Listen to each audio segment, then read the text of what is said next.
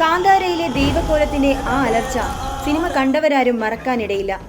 ദൈവികവും അമാനുഷികവുമൊക്കെയായ ആ അലർച്ച എങ്ങനെയുണ്ടായി? അതാരും ഡബ് ചെയ്തതല്ല എന്നതാണ് വാസ്തവം. പ്രത്യേകം ഡിസൈൻ ചെയ്തെടുത്ത ശബ്ദമാണത്.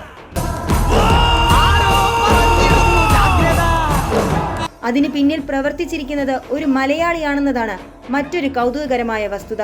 പ്രശസ്ത സംഗീതജ്ഞൻ MG രാധാകൃഷ്ണന്റെ മകനും ദേശീയ സംസ്ഥാന പുരസ്കാര ജേതാവുമായ സൗണ്ട് ഡിസൈനർ MR രാജകൃഷ്ണനാണ് ആ ശബ്ദം ഡിസൈൻ ചെയ്തത്. പല ശബ്ദങ്ങൾ സമന്വയിപ്പിച്ച് പല ലെയറുകളിലായി ചെയ്തെടുത്തതാണത്. വളരെ ലോ ഫ്രീക്വൻസിയിലുള്ള മുരൾച്ച പോലൊരു സൗണ്ട് ഉണ്ടതിൽ. ആ ശബ്ദങ്ങൾ നമ്മുടെ അടിവയറ്റിൽ ഫീൽ ചെയ്യും. കാറ്റിന്റെ വികലമായ ശബ്ദങ്ങൾ മിക്സ് ചെയ്തിട്ടുണ്ട്. അത് കേൾക്കുമ്പോൾ ഒരു അമാനുഷികമായ അനുഭവമുണ്ടാകും. പിന്നെ കാള, കടുവ ഇങ്ങനെ ചില മൃഗങ്ങളുടെ പല ഫ്രീക്വൻസിയിലെ ശബ്ദങ്ങൾ മിക്സ് ചെയ്യാൻ ഉപയോഗിച്ചിട്ടുമുണ്ട്. കൂടാതെ കാട്ടിലെ ചില ശബ്ദങ്ങൾ എടുത്ത് അതിൻ്റെ ചില റിവർബ്, മാറ്റൊലികൾ ഇതെല്ലാം കൂടി ചേർത്താണ് ഈ ദൈവക്കോലത്തിന്റെ ശബ്ദം ഉണ്ടാക്കിയെടുത്തിരിക്കുന്നത്. ഭക്തനെ പഞ്ചുരുളി ആവേശിക്കുമ്പോഴുള്ള ശബ്ദമായതിനാൽ നിലവിലെ ശബ്ദങ്ങൾ ഉപയോഗിക്കാൻ പറ്റില്ല എന്നതിനാലാണ് ഇത്തരത്തിൽ ഒരു പ്രത്യേക ശബ്ദം ഉണ്ടാക്കിയെടുത്തത്.